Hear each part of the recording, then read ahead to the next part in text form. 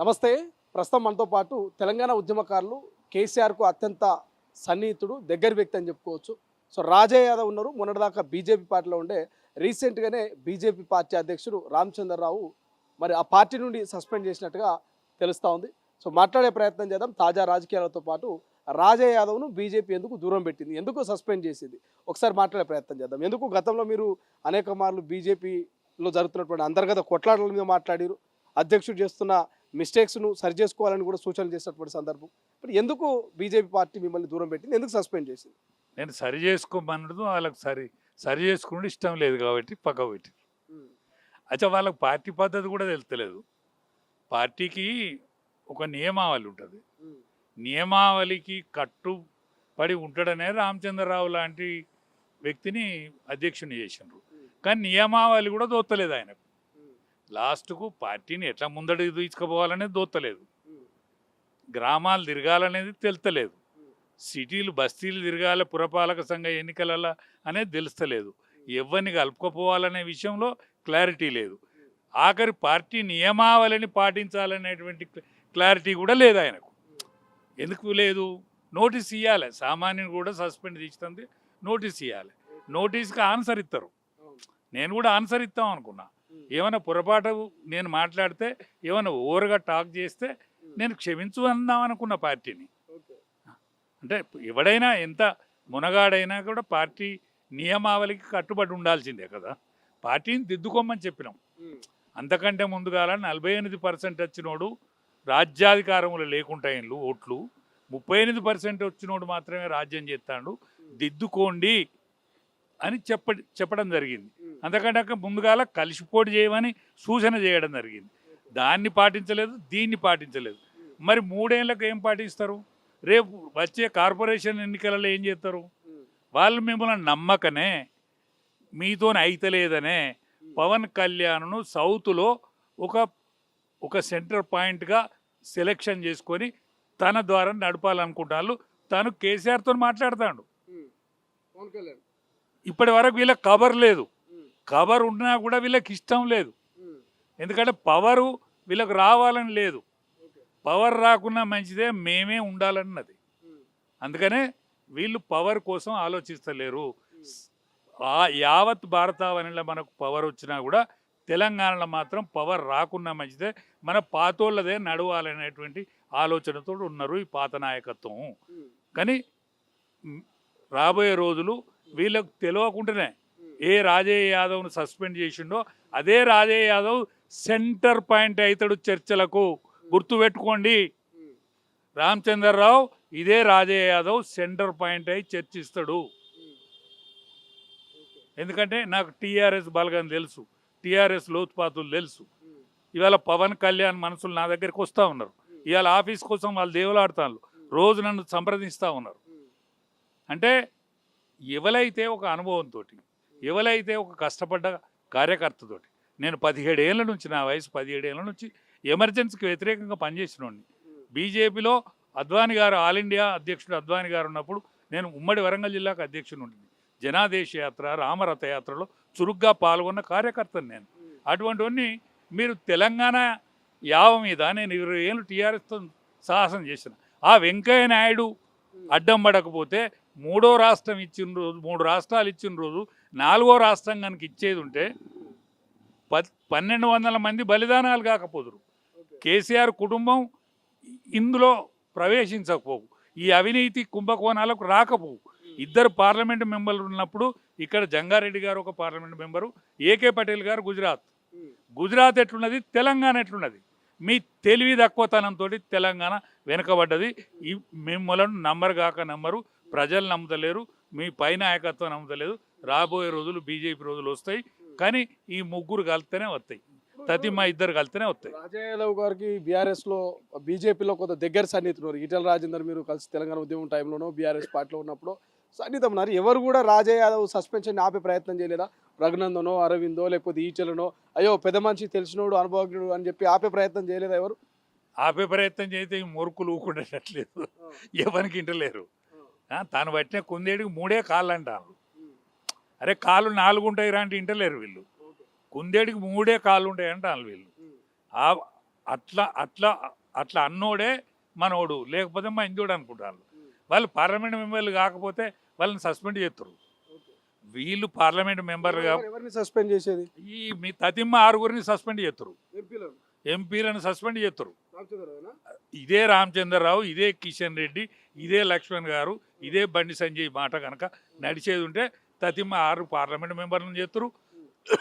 రాజాసింగ్ను పక్కకు పెట్టిండు కదా, 7గురిని పక్కకు పెడతారు. తదిమ 7గురిని కూడా పక్కకు పెడతారు. వీళ్ళ మాటని అర్థలేదు కాబట్టి పక్కకు పెడతలేరు. బీజేపీలో వర్గపోరు నడుస్తున్నది వాస్తవమేనా? అయితే పాతోళ్ళు కొత్తోళ్ళు అనే డిఫరెన్స్ ఉన్నదా? ఖచ్చితంగా ఉన్నది, ఖచ్చితంగా ఉన్నది. లేకపోతే గిట్టెత్తుకుంటుంది. ఇప్పుడు టీఆర్ఎస్కు ఇంటి పోరు ఉన్నది, టీఆర్ఎస్కు ఇంటి పోరు ఉన్నది, బీజేపీకి వర్గ పోరు ఉన్నది. అంతర్గత కలహాలతో బీజేపీ, కుటుంబ కలహాలతో టీఆర్ఎస్. సేఫ్ జోన్లో ఎవరు ఉన్నారు? రేవంత్ రెడ్డి. సేఫ్ జోన్లో రేవంత్ రెడ్డి ఉన్నాడు. అది నెక్స్ట్ ఎక్కడ ప్రస్తావన అంటే ఇక్కడ మీరు మళ్ళీ బీజేపీలో అంటే బీజేపీ సస్పెండ్ చేసి బీఆర్ఎస్లోకి పోతారా, లేకపోతే కాంగ్రెస్ కవితమ్మ కొత్తగా ఆమె పార్టీ పెడతా అంటున్నది, మీలాంటి వాళ్ళ సలహాలు సూచనలు అవసరం అంటున్నది పెద్దోళ్ళని, అక్కడ పోతారా? ఎటు పోతారు? జనసేన పోతారా? ఇప్పటికైతే నాకు పవన్ కళ్యాణ్ వాళ్ళ మనుషులు టచ్ ఉన్నారు కాబట్టి పవన్ కళ్యాణ్ నా ఎడల మాట్లాడి నాతో మాట్లాడిన తర్వాత, నాతో భేటీ అయిన తర్వాత నేను సాటిస్ఫాక్షన్ అయితే నా గౌరవానికే, నేను నాకు ఇంకేం కావాలని కోరుతలేను. నా గౌరవానికి, నా సమయానికి, నా నా యొక్క క్యారెక్టర్కు, లేకపోతే నా ఏజ్కు, నా సర్వీస్కు తగిన గౌరవం దొరికితే నేను పవన్ కళ్యాణ్తో పోతాను. ఎట్లా తెలంగాణ జనసేన అధ్యక్షుడిగా రాజా యాదవ్ చూడబోతున్నామా? సరే, ఇది వ్యక్తుల నియమించే పార్టీ.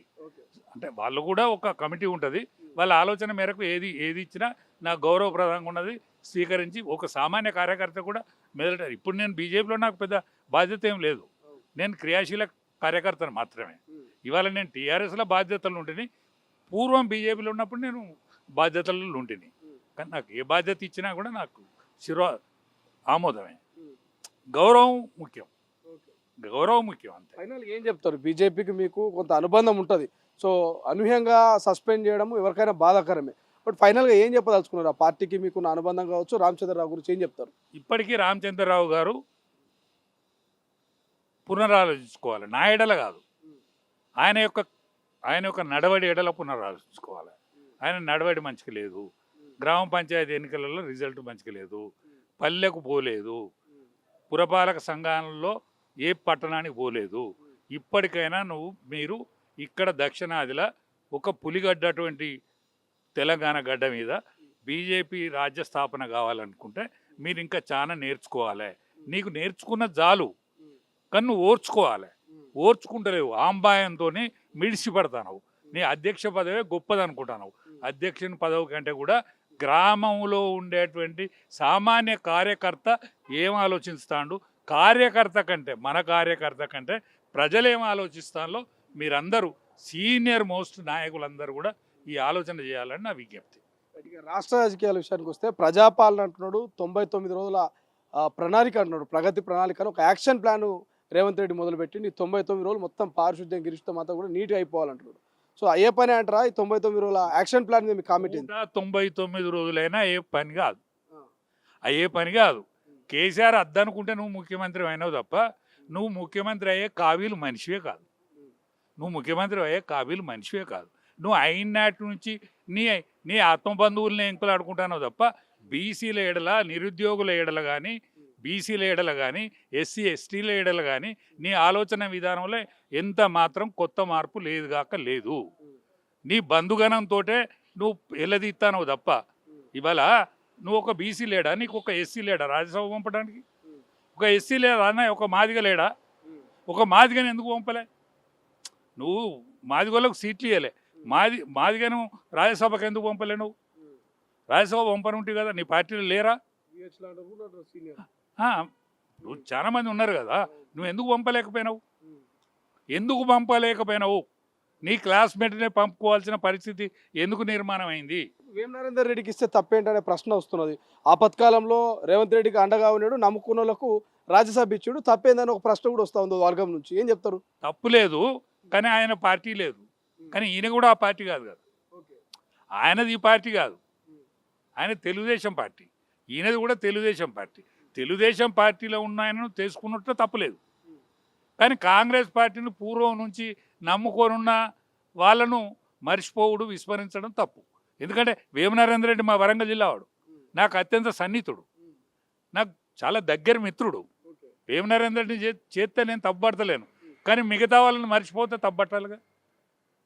పాతోళ్ళకి ఏది విలువ? అది ఈ నిరుద్యోగులంతా కూడా ఈ మిలియన్ మార్చుడు తెలంగాణ ఉద్యమ మూమెంట్ను గుర్తు చేసుకుంటూ నిరుద్యోగ మార్చ్ అని తెలంగాణలో జంగు సైరన్ లేపబోతున్నారు. వాళ్ళంతా కూడా రేపటి నుంచి ధర్నాలు, దీక్షలు చేస్తాం, మేము మా 2 లక్షల ఉద్యోగాలు, జాబ్ క్యాలెండర్ కావాలంటున్నారు. సో ఏం చెప్తారు ఈ నిరుద్యోగుల అంశం మీద? మీరు ఏమైనా కామెంట్ చేస్తారా? ఆనాడు మిలియన్ మార్చ్ చేసింది ఇదే నిరుద్యోగులు, మిలియన్ మార్చ్ చేసింది ఇదే ఎంప్లాయీస్ నిరుద్యోగులు అందరు కలితేనే మిలియన్ మార్చ్ అయింది. ఇవాళ ప్రతిపక్ష పార్టీలకు ఏమైనా సోయి ఉంటే, అన్ని ప్రతిపక్షాలకు కూడా సోయి ఉంటే, ఆ పిల్లల ముందట మీరుండాలి. వాళ్ళు లేనిదే మీరు లేరు, వాళ్ళు లేనిదే రాజ్యం లేదు. రాజ్యాధికారం రావాలంటే వాళ్ళ ముందట మీరు ఉండండి, ముందట ఉండి నడపండి. లేకపోతే వాళ్ళు ఎన్నుకుండండి, వాళ్ళని ముందట పెట్టండి. మిమ్మల్ని నమ్మేటట్టు లేకుంటే వాళ్ళనే ముందట పెట్టి మీరు ఎన్నుకుండండి. మీ సహాయ సహకారాలు వాళ్ళకి అందించండి, వెహికల్స్ పెట్టండి. పోలీస్ వాళ్ళని ఎదుర్కొంటే మీరు ఆ ఎదురు మీరు ముందట ఉండండి.